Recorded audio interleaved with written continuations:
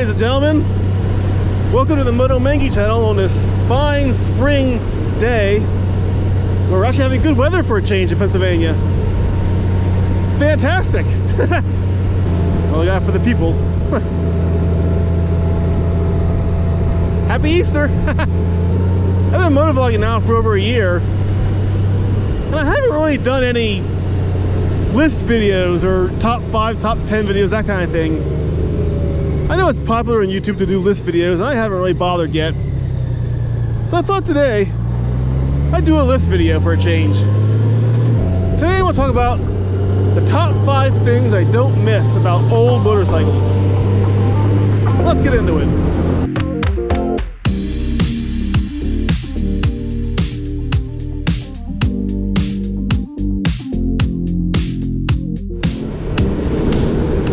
Big dogs, wow. But 5 things I don't miss about old bikes, old motorcycles. Number 1, physical ignition timing.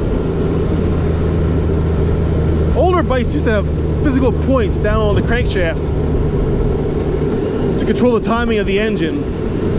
Now a lot of young riders today probably don't even know what physical timing is or points on a motorcycle.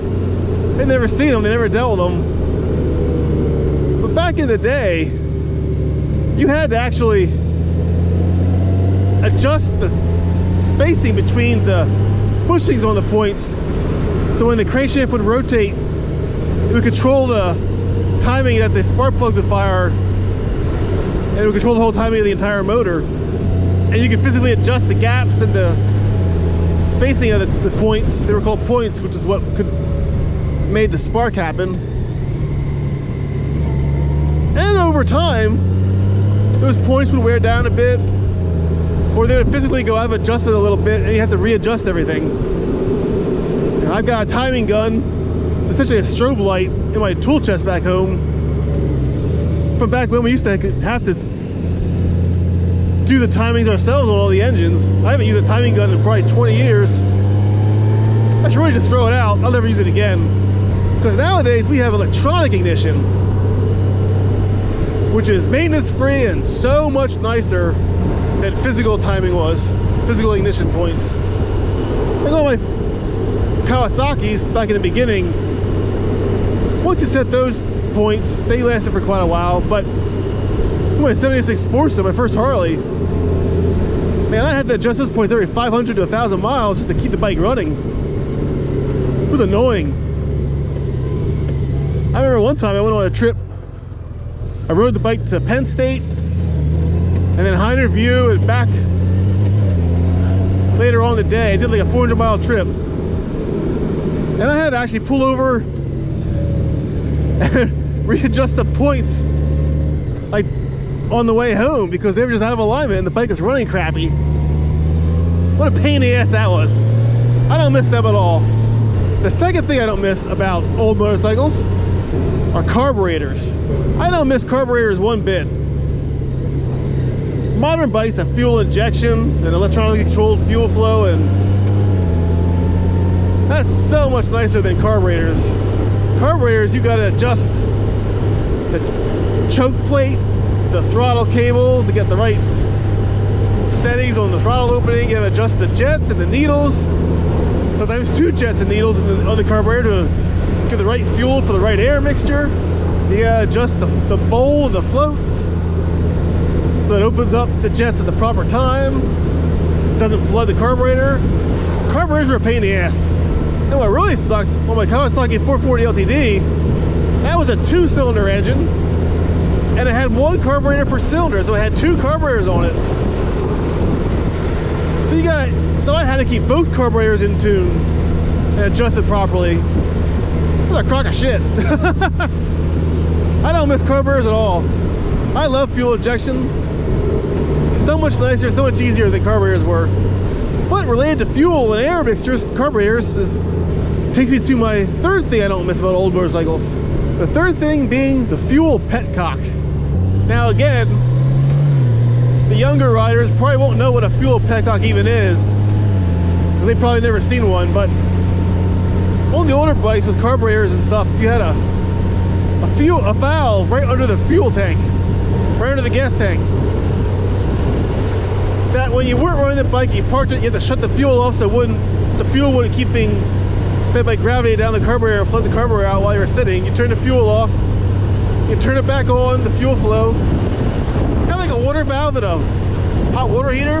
And most Petcocks had a third setting for the what's called the reserve tank. You know, if you had it just on the standard tank setting, maybe if you had a 5-gallon tank, maybe if your 4 gallons empty, the last gallon would be your reserve. So if you ran out of gas, you could put on reserve and still have still have a gallon left to ride to the next gas station. I always just kept my bikes on the reserve, so I wouldn't have the problem of running out of fuel while going down the highway, for example. I just watched the fuel flow by opening. Yeah, it was a pain in the butt. I'm glad the fuel Petcocks are gone. I don't miss them one bit. Number 4. The 4th thing I don't miss about old motorcycles: Thumbscrew cruise controls. Now again, younger riders probably don't know what that is, but back in the day before we had electronic cruise controls, where you simply press a button and the bike would cruise on its own, stay at a constant speed, which is only possible because of electronic throttles, electronic ignitions, and fuel injection. But in the old days, cruise control was a little thumb screw button on the bottom of the throttle, the handlebar, that you would turn with your thumb while you were riding to lock the throttle grip in the position it was and keep the bike at a constant speed. And it really wasn't a constant speed, it was just a constant throttle setting. So if you hit a hill, the bike might slow down. If you were going downhill, it might speed up. It didn't really hold throttle speed, it held throttle position on the carburetor. But to do that, you had to twist the screw while you were riding, usually on the highway. And then to undo it, you had to untwist the screw with your thumb backwards, because it was a threaded screw, so it would thread in. The screw would thread inside the housing and push against the twisty part of the throttle and pin it there, hold it there just by friction. Sometimes you could turn the throttle, like it would turn hard with a thumb screw set. But if you did that enough, you wear a groove in the throttle, then the thumb screw wouldn't work as well anymore, and just a bad design all around. And nowadays, with electronic cruise controls and stuff, we just have better options. And I don't miss thumb screw settings for cruise control at all. To hell with that stuff. The 5th thing I don't miss about old motorcycles is Harleys shaking themselves to pieces while you're riding.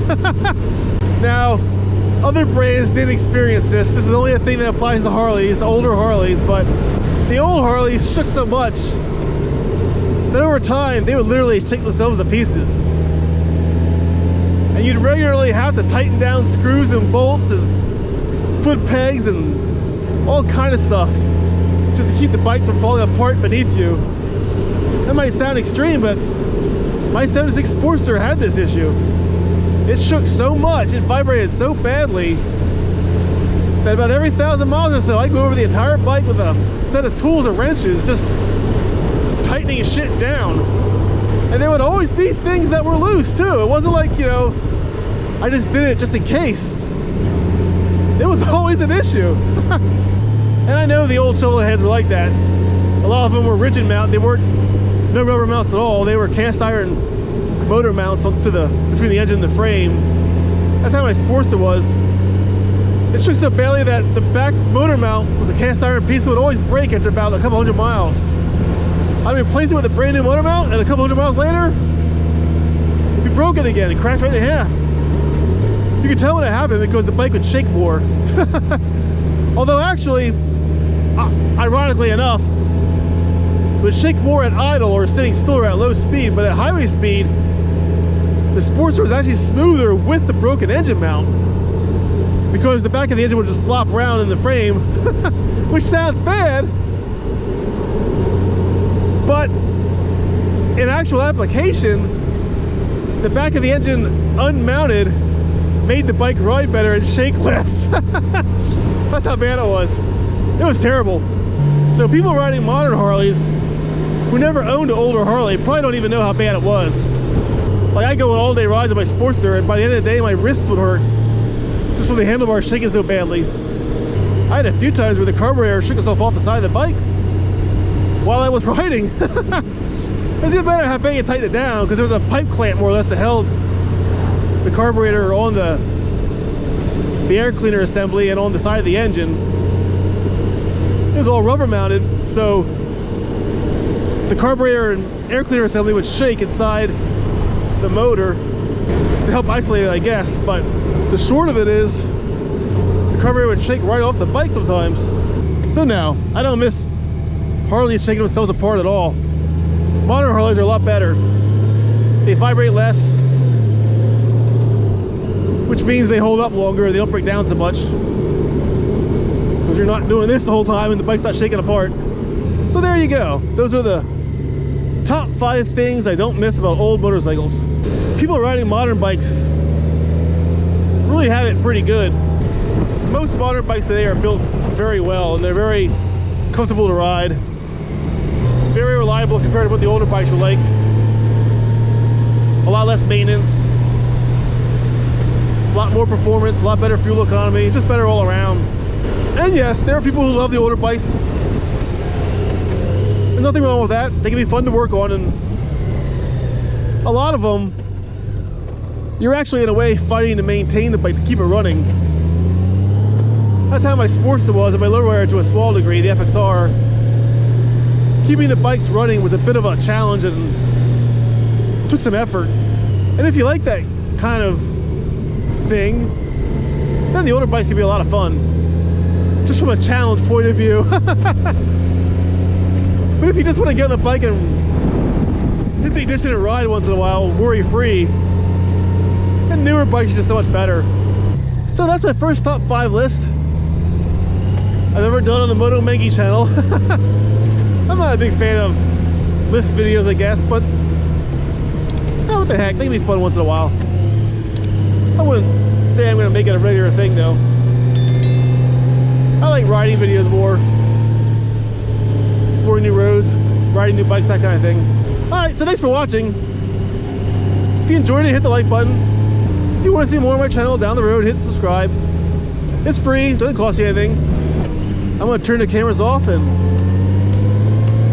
go for a little bit more of a ride today because it's beautiful out.